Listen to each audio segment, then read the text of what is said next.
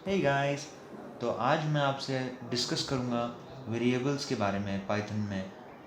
किसी भी दूसरी लैंग्वेज में अगर आप देखेंगे तो वहाँ पे हमें मेमोरी एलोकेट करनी पड़ती है। फॉर एग्ज़ाम्पल सी में हमें मेमोरी एलोकेट करनी पड़ती है, देन हमें वेरिएबल डिक्लेयर करना पड़ता है। उसमें भी हम लोगों को वेरिएबल का टाइप डिक्लेयर करना पड़ता है, लेकिन पाइथन में यहाँ पर ऐसा कुछ भी नहीं है। तो बेसिकली पाइथन में सिंपल है, जैसे कि मैं यहाँ पे लिखता हूँ प्राइस इक्वल्स टू 10। तो यहाँ पे जैसा कि आप देख पा रहे हैं, प्राइस जो है हमारा वो वेरिएबल है और उसके अंदर एक वैल्यू है जो कि 10 है। तो यहाँ पे पाइथन अपने आप ही समझ गया, अगर 10 यहाँ पर है दैट मीन्स पाइथन अपने आप ही समझ जाएगा कि जो प्राइस है वो इंट वेरिएबल है।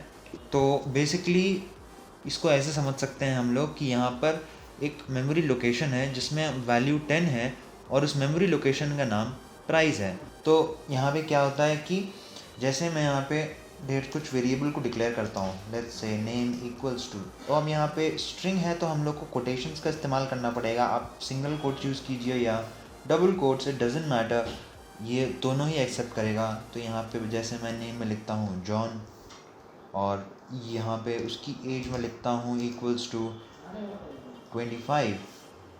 तो ये दोनों एक वेरिएबल है। बेसिकली ऊपर वाला जो वेरिएबल है ये स्ट्रिंग वेरिएबल है और जो नीचे वाला वेरिएबल है वो इंट वेरिएबल है।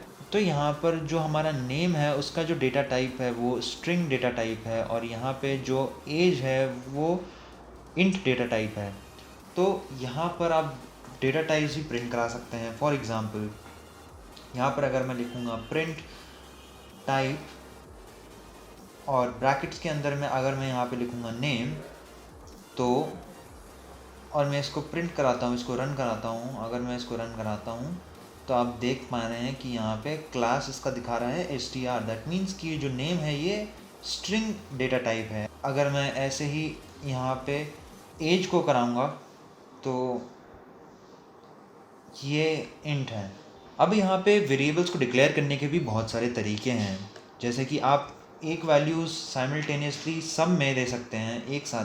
तो आप जैसे कि यहाँ पे एक वैल्यू आप कई सारे वेरिएबल्स में डिफ़ाइन कर सकते हैं एक साथ। फॉर एग्ज़ाम्पल अगर मैं लिखूँगा यहाँ पे a equals b equals c equals 10, तो यहाँ पे हमारी a b और c तीनों की वैल्यू जो है हमारी 10 हो चुकी है। तो फॉर एग्ज़ाम्पल अगर मैं यहाँ पे प्रिंट कराता हूँ a एंड देन यहाँ पे मैं दूसरा प्रिंट कराता हूँ b एंड यहाँ पे मैं तीसरा प्रिंट कराता हूँ c, देन अगर मैं इसको रन करूँगा तो आप देख पाएंगे यहाँ तीनों की वैल्यू 10 होगी।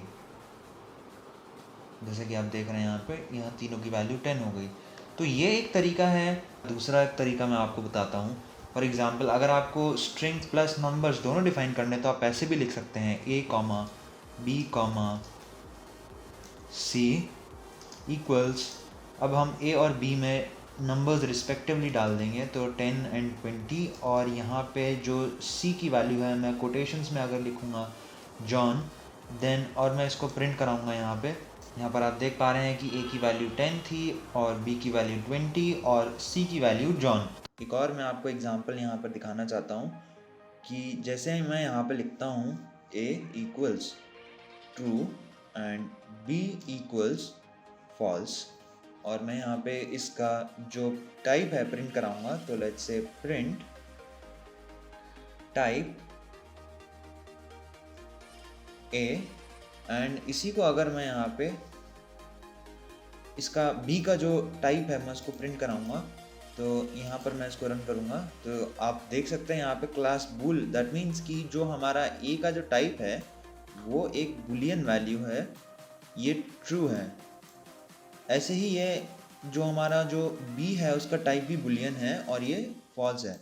तो ट्रू एंड फॉल्स, जैसा कि आपको पता है कि ये दो बुलियन वैल्यूज़ हैं।